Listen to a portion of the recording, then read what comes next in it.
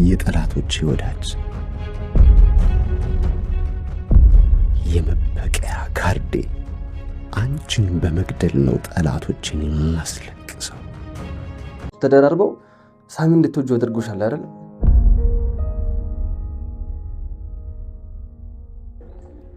ብሌን ይህንን ፊትሽንማ አውቀዋለሁ። ከሰውም ከራስሽም የሆነ ነገር ለመደበቅ ስትሞክሪ ነው እንደዚህ የምትሆኚው። ብሌን የምር ሳሚን ወደሻል? ንገሪኝ ብሌን፣ ሳሚን ወደሻል? በፈጠረሽ ብሌን ሳሚን ወደሻል ወይ? አንቺን ይህንን መቀበል አትፈልጊም እንጂ ወደሻል አይደለ? ዳግም አሳልፈኝ። መልሽልኝ እንጂ ማወቅ አለብኝ። ሳሚን ወደሻል? በወደውም የሚገርም ነገር አይደለም። በጣም የሚወደድ ሰው ነው። አሁን አሳልፈኝ። በእኔ ምክንያት ነው የተጎዳው። ልንከባከበው ይገባል።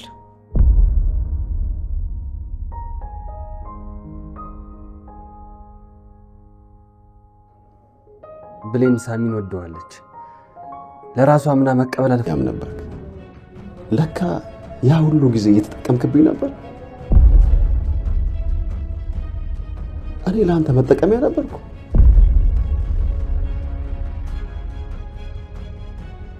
የእናትና አባቴ ሞት ተጠቅመ የፈለከው ነገር ስታሰራኝ ነበር።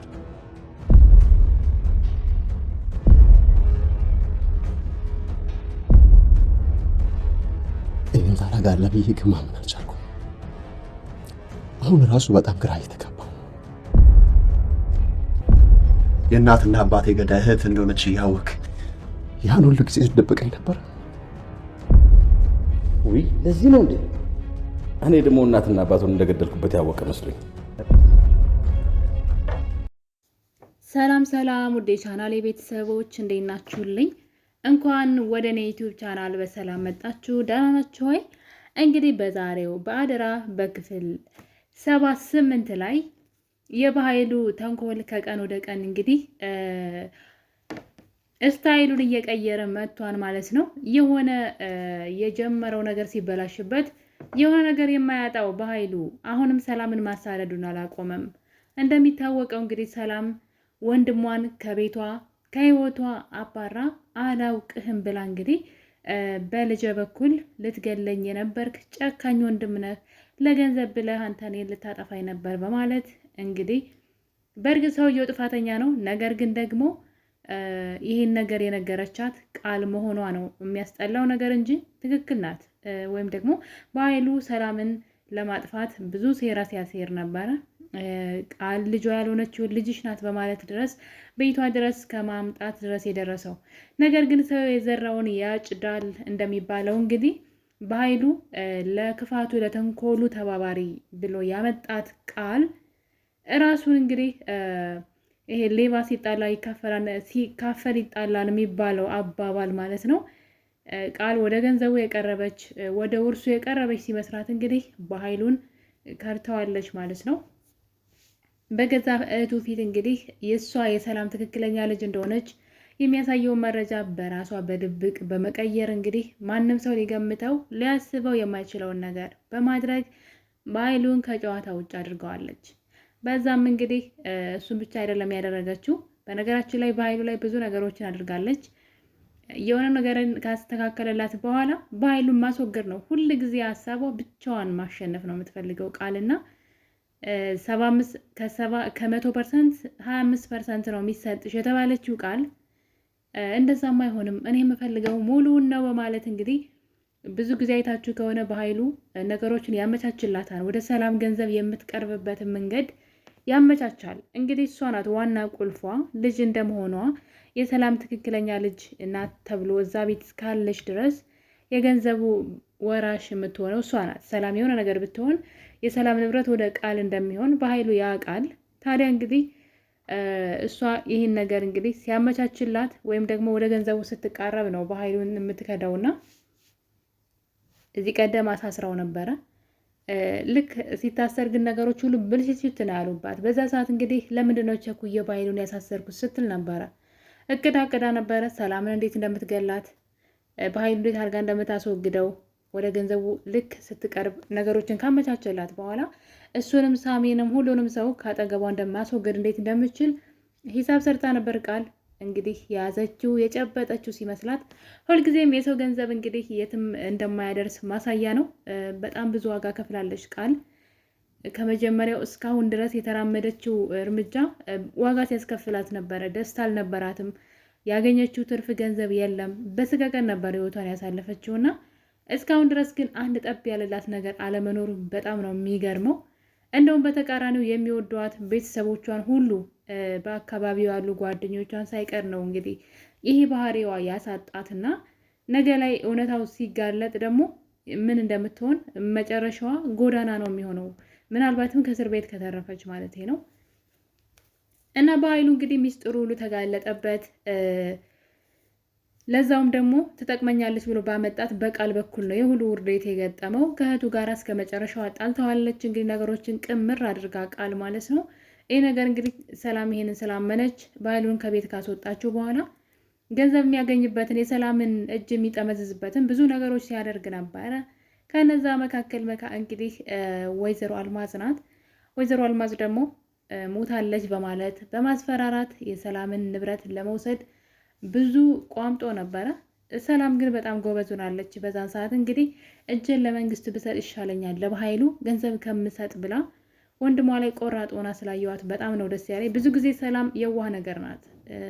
በተለይ ቃል እንደፈለገች ስለምታሽከረክራት ማለት ነው። እና አሁን ላይ ግን የነቃች ይመስለኛል። በትንሹም ቢሆን የነቃች ይመስለኛል። ለዛም እንግዲህ ለበኃይሉ ገንዘብ አልሰጥም እታሰራለሁ ስትል ብሌን ደግሞ እንግዲህ ነገሩን በማጣራት አልማዝ በህይወት መኖሯ ታወቀ። በኃይሉ ተስፋ ቆረጠ። በኃይሉ አለኝ የሚለው ነገር ሁሉ ማስፈራሪያ የሆነኛን ያለው ነገር ሁሉ አልተሳካለትም። የሰላም የሆነ ነገር እንግዲህ ወደ እሱ ለመውሰድ ምንም አይነት መንገድ እያገኘ አይደለም። በነገራችን ላይ በኃይሉ የሆነ ጊዜ ካያችሁ የመጨረሻ አማራጭ የምትሆነው ብሌን ናት ሲል ነበረ። ብሌን የሰላም ልጅ ናት ብሎ መናገር የማይፈልገው አሁን ድረስ፣ ምክንያቱም ምንም ጥቅም የለውም። ሆነችም አልሆነችም የሰላምን ገንዘብ ማግኘት የሚፈልገው በበቀል ነው። ከዚህ በኋላ በሰላማዊ መንገድ እንደማያገኘው ስለሚያውቅ፣ ነገር ግን ብሌንን መጠቀም ይፈልጋል። የመጨረሻ አማራጭ የምትሆነው ብሌን ናት እያለ ነው። እንግዲህ በምን መልኩ ሊጠቀምባት እንደሚፈልግ ባናውቅም፣ ነገር ግን ትጠቅመኛለች፣ የመጨረሻ መሳሪያ የሷ ናት ሲል ነበረ። እና እንግዲህ በዛሬው ክፍል ላይ ታዲያ አቶ በኃይሉ አንድ ነገር እንግዲህ አምጥቷል። እሱም በድሮ ጊዜ ወይም ደግሞ ልጅ ወጣት እያለ ማለት ነው አብሮ አደግ በመልክም በስምም የሚመስለው በኃይሉ የሚባል ወዳጅ ነበረው፣ የስራ አጋርም ጓደኛም። ታዲያ ይሄ ገንዘብ ወዳድነቱ እንግዲህ በኃይሉ ብዙ ሰዎችን ሲገል ወይም ደግሞ ሲያጠፋ እያየኑ ነው። በገንዘብ ወዳድነቱ በስግብግብነቱ የተነሳ እና የገዛ ጓደኛውን ከነ ሚስቱ ነበረ የገደለው አቶ በኃይሉ የሚባለውን ጓደኛውን ማለት ነው። ታዲያ በዛ ሰዓት እንግዲህ ያ ጓደኛው አንድ ትንሽ ህፃን ልጅ ስለነበረው ያንን ህፃን ልጅ አቶ በኃይሉ ሳይገለው ወስዶት ነበረ። በመጨረሻም እንግዲህ ልጁን ክፉ እንዲሆን እያደረገ እንደ አውሬ ነበር ያሳደገው። እየቀጠቀጠ ማለት ኃይለኛ፣ ለሰዎች ሀዘኔታ እንዳይኖረው፣ ጥሩ ልብ እንዳይኖረው፣ ሰዎችን መጉዳት ብቻ ይሄ ክፉ ሰው እንዲሆን አድርጎ በቃ አውሬ ነው። አይታችሁት ከሆነ ልጁ ሲመጣ ሰዎች ጋር የሚግባባ አይነት ሰው አይደለም። በግንባሩ ነው ሰዎችን እንኳን የሚያየውና ጨካኝ አረመኔ እንዲሆን አድርጎ ነው ያሳደገው። ያ ማለት እንግዲህ ለሚሰራው ወንጀል ክፋቱ ልጁ አሞቱን ክትት ያለ ወይም ደግሞ ቆራጥ ከሆነ ያለውን ነገር ሁሉ የሚያደርግ ታዛዥ ረቦቱ ይሆናል ማለት ነው። እንደፈለገው የሚያሽከረክረው ልጅ እንዲሆን አድርጎ ነው እንግዲህ ሲያሳድገው የነበረው። ልጁም ከሰው ጋር አይቀላቀልም፣ ብቻውን ነው እንኳን የሚኖረው እና በኃይሉ እንደዛ አድርጎ ያሳደገው ለራሱ ጥቅም መሳሪያ እንዲሆነው ነው። ለክፉ ስራው ለወንጀሉ ሁሉ እሱን እዛ በሚሰራው ክፋት ውስጥ የሚያስቀይሙት ሰዎች ሊሆኑ ይችላሉ፣ ያስቸገሩት ሰዎች፣ እንቅፋት የሆኑበትን ሰዎች እሱ እየገደለ እንዲያጸዳለት ይፈልጋልና እንደዛ አይነት ልጅ እንዲሆን አድርጎ ስላሳደገው ልጁ ትንሽ የሚያስፈራና ኃይለኛ ነው። ታዲያ እንግዲህ ልጅ ከተደበቀበት አሁን በጣም ታስፈልገኛለህ ናልኝ ልጄ ሲል እንግዲህ ከደበቀበት ልጁን ይዞት መጥቷል። ስሙን የምታውቁት እንግዲህ ኮሜንት ላይ ያስቀምጡልኝ። እኔ ለጊዜው ግን ቢኒ ሐረግ ድራማ ላይ ቢኒ ሆኖ የተውን ስለነበረ የፂ ፍቅረኛ ሆኖ ማለት ነው። ቢኒ ነው። በነገራችን ላይ አንዳንድ ነገሮቹ ስለተቀያየሩ ብዙዎቻችሁ አላወቃችሁትም መሰለኝ። አዲሱ ልጅ በጣም ያስፈራን ስትሉ ሰምቻለሁ። እና ቢኒ ነው ሐረግ ድራማ ላይ ይሰራ የነበረው የናታን ጓደኛ የነበረው ነው። እና እንግዲህ ከመጣ በኋላ አቶ ባይሉ እንግዲህ የአሴሮ ሴራ በጣም የሚገርም ነው። ሰላምን ማስወገድ መግደል ይፈልጋል ማለት ነው። እሱም እንግዲህ ሰላምን ሳሜንና ብሌንን ነው። በነገራችን ላይ ኢላማው ከነሱ ላይ ያተኮረ ነው። ብሌንና ሰላም ከሞቱ በኃይሉ የሰላምን ንብረት በነፃነት የመውሰድ መብት አለው። እሱ ብቻ ነው ዝምድና ያለው ከእሷ ቤተሰብ ማለት ነው። ቃል ምንም አይነት እንትን እንደማይኖራት ስለሚያውቅ ታዲያ እንግዲህ ልጁን ገና ከመምጣቱ ሲመርዘው ፎቶቸውን በማሳየት ነበር እንግዲህ የእናትና አባት ገዳይ ሰላም እህቴ ናት በማለት እንግዲህ ድራማውን ጀምረዋል። የሚገርመው ነገር ግን በኃይሉ ራሱ ባሳደገው ክፉ አድርጎ ባሳደገው ልጅ ዋጋ የሚከፍል ይመስለኛል። ወይም ደግሞ እስከ ዛሬ የሰራው ኃጢአት የሰራው ግፍ በዚህ በገዛ ልጁ ወይም ደግሞ አሳደግኩት ሰዎች ላይ ጨካኝ እንዲሆን አረመኔ እንዲሆን አድርጌ አሳደግኩት ያለው ልጅ ምናልባት ዙሮ በኃይሉን ራሱን ዋጋ የሚያስከፍለው ወይም ደግሞ ለሰራው ግፍ ሁሉ በሱ የሚከፈለው ነው የሚመስለኝ፣ ዝም ብዬ ሳስበው ማለት ነው። ምክንያቱም ሁሌ ለሰዎች ክፋትና ተንኮልን የምናወርስ ክፋትን የምንግት ከሆነ የሰራነውን ማጨዳችን እኛ ነው ራሳችን በቆፈርነው ጉድጓድ መውደቅ ስለማይቀር ማለት ነው። ታዲያ በኃይሉ ተንኮል እንግዲህ በዚህ አላበቃም። ሰላም እህቴ ናት፣ እሷ ናት እናትና አባትህን ያስገደለችው በማለት እንግዲህ ሰላምን እንዲያጠፋለት ማለት ነው። እና በዛውም ደግሞ ሳሚ ገዳዩ ደግሞ ተቀጥሮ የገደለው ሳሚ ነው። የእነሱ ወዳጅ የሆነችው እና እሷን ብትገሉበት ወይም ደግሞ እሷን ብትገሉ ማለት ብትገልባቸው ደም እንባ ነው መታስለቅሳቸው። በጣም የሚወዷት ወዳጃቸው ናት በማለት እንግዲህ ብሌንን ደግሞ የእነሱ ተባባሪና ወዳጅ በማለት የብሌንንም ፎቶ አሳይቶታል። የሚገርመው ነገር ግን ቢኒ ማስተዋል አለበት። ምክንያቱም ይቺ ልጅ ማለት ነው በጣም ሕፃን ልጅ ናት፣ ብሌን ማለት ነው። የእሱ ቤተሰቦች ደግሞ የሞቱት እሱ ራሱ ሕፃን ነበረ፣ ምንም አያውቅምና በዛን ዘመን ያልተወለደችን ልጅ ብሌን የእሱ እናት አባቶች ገዳዮች ጋር ትብብር አላት ሲባል በዛ ላይ ደግሞ አሁንም ራሱን ማሰብ ወይም ደግሞ ማገናዘብ የሚችል ሰው ይመስለኛል። ለምሳሌ ሳሚን ማየት እንችላለን። ሳሚ በጣም ወጣት በእድሜ ራሱ ከሱ ሊያንስ የሚችል ሰው እንደሆነ ያውቃል። እሱ ደግሞ እናት አባቱ ሲሞቱ አያውቅም። ስለዚህ በዛ ዘመን ያልተወለደ ሰው እናትና አባትን ገለዋል ሲባል መጠርጠር አለበት። ደስ የሚለው ነገር ግን ልጁ በጣም ተጠራጣሪ ነው። በኃይሉን ራሱ አያምነውም። ታዲያ እንግዲህ በኃይሉን እህቴ ናት የገደለችው በማለት ለቢኒ ነግረዋል። ታዲያ በሱ ይናደድበትና እንዴት ነው ሁሉ ዘመን እህትህ ቤተሰቦችን ገላ ትደብቀኛለህ? በዛ ላይ እህት እንዳለ ራሱ ነግረኛ አታውቅም በማለት በኃይሉን ጀርባውን ሰጥቶት እያወራው ነበረ። በኃይሉ እንዴት ትዋሸኛለህ ብሎ ቢኒ ሲያወራ በኃይሉ የሆነ ነገር ነበር ወደ አእምሮ የመጣው። ይሄ ልጅ እኔ እሱን ቤተሰቦች እንደገደልኳቸው አወቀ እንዴ በማለት በድንጋጤ ነበር እንግዲህ ቢኒ ይዞት የመጣውን ስለት በማንሳት ሊወጋው ነበረ ከጀርባው። ሚስጥሬን አወቀብኝ እንዴ በማለት ሊወጋው ይላል። ታዲያ እንግዲህ ቢኒ መልሶ እንዴት እህትህ ቤተሰቦች ገዳይ እንደሆነች ያወቅ እስከ ዛሬ ዝም ትለኛለህ ይላል።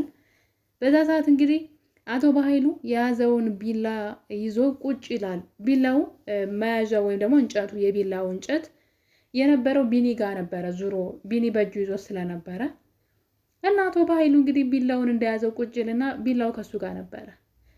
ልጁ ዘወር ሲል ከጀርባውን ሰጥቶ ስለነበረ ዘወር ሲል ቢላው ወደ በኃይሉ ዙሯል። እና ምን ያክል ልጁ ተጠራጣሪና ስማርት እንደሆነ ነው በጣም ያየሁትና ምናልባት ለበኃይሉ በጣም አስጊ ነው። በኃይሉ ከአሁኑ ልጁን መፍራት ጀምሯል። ልጁን በውሸት እየመረዘ መጥፎ ጥፋት እንዲያጠፋ እያደረገው ነው። በዛ ላይ ደግሞ ጨካኝና ረመኔ እንደሆነ ስለሚያውቅ ምናልባት እኔ የቤተሰቦቹ ገዳይ እንደሆንኩ ካወቀ ያስወግድ እኔንም ይገለኛል ብሎ በጣም ፈርቷን በኃይሉ። ታዲያ ምንድነው እንግዲህ ያሴረው ሴራ በኃይሉ ይህንን ኃላፊነት ይሰጠውና ሰላምንም ብሌንንም ሳሚንም እንዲገል ያደርገዋል። ከዛ በኋላ ራሱን ልጁንም ያስገድለዋል፣ ሳሚን ማለት ነው። ምክንያቱም ለሱ አስጊ ነው። የሆነ ጊዜ ሚስጥር ካወቀ የእሱ ቤተሰብ ገዳይ እንደሆነ በኃይሉ ራሱ እንደሆነ ካወቀ እንዴት ሊገለው እንደሚችል ከሞቱ አሟሟቱ ሊባልለት እንደሚችል በኃይሉ ካሁኑ ራሱ አውሬ አድርጎ ባሳደገው ልጅ የሆነ ግፍ ሊሰራበት እንደሚችል ካሁኑ በፍራቻ ውስጥ ነው ያለው በሚገርም ሁኔታና ልጁ በጣም ተጠራጣሪ ነው። ምንም ነገር አያምንም። ታዲያ ቢላውን ነበር ያየው ቶሎ ብሎ ይሄ ቢላ እኮ እኔ ጋ ነበረ፣ እንዴት ነው በኃይሉ እጅ ስር ሊቀመጥ የቻለው በማለት በተደጋጋሚ ቢላውን እያየ ነበረ። ይህ አልበቃው ብሎ በኃይሉን ዝም ብሎ ፊቱን ያየው ነበረ። እያየውም እንግዲህ የሆነ ነገር በኃይሉ ለመደበቅ እየሞከረ ነው ወይም ደግሞ የሆነ ነገር እየዋሸኝ ነው በኃይሉ በማለት በኃይሉን መጠራጠር ጀምሯል። እና እንደዚህ ከሆነ በእርግጠኝነት እራሱ በኃይሉ የቤተሰቦቹ ገዳይ እንደሆነ ይደርስበታል ሳሚ ቢኒ ብዬ አስባለሁኝ።